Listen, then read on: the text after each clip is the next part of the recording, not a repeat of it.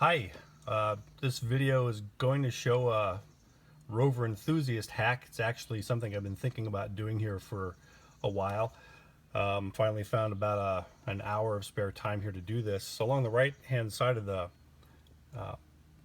gauge pod here from the factory, there is, for US Rovers, I think for most of them, typically 3 switches along the right side of the pod here. You've got your rear wash wipe, and then an on-off switch for the rear wiper, and then the cruise control.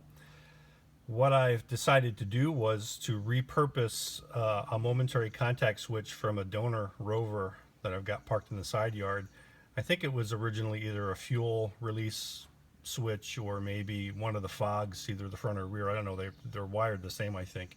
And what I've actually done now is I've wired in a second wiper switch, so the momentary contact for the rear wash wipe is still in the top position and does that function. Then I've got the repurposed switch, which is a momentary contact, which serves as sort of like a mist function for the rear wiper.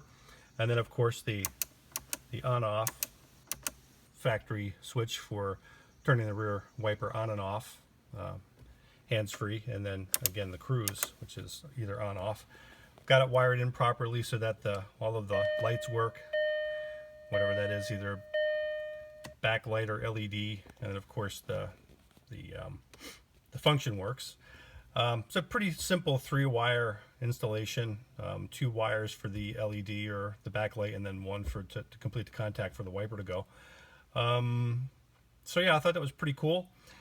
Then the second thing I've done here was sort of a cheapo ScanGauge install. I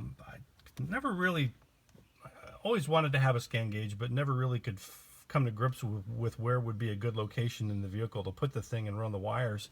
What I decided to do was just to throw it up on the center parcel shelf, and I cut a small hole in this grate behind and just fish the wire back through under the dashboard when I had it partially disassembled to install my head unit about 6 months back, and then actually fish the wire down.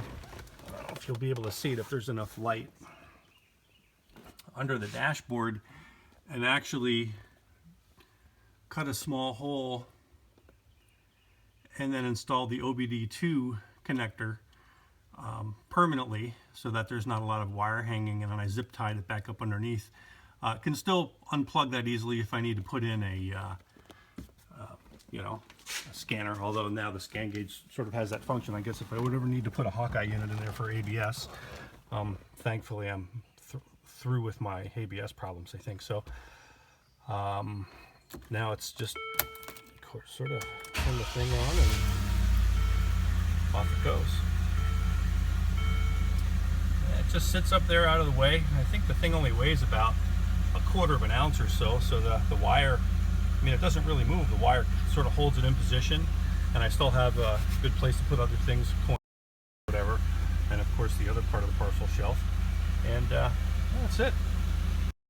But you might be interested to see that. Any questions about how to wire this thing, although I don't think there should be, it's just a 3-wire installation. We can talk about it in the comments. Other than that, that's it. Okay.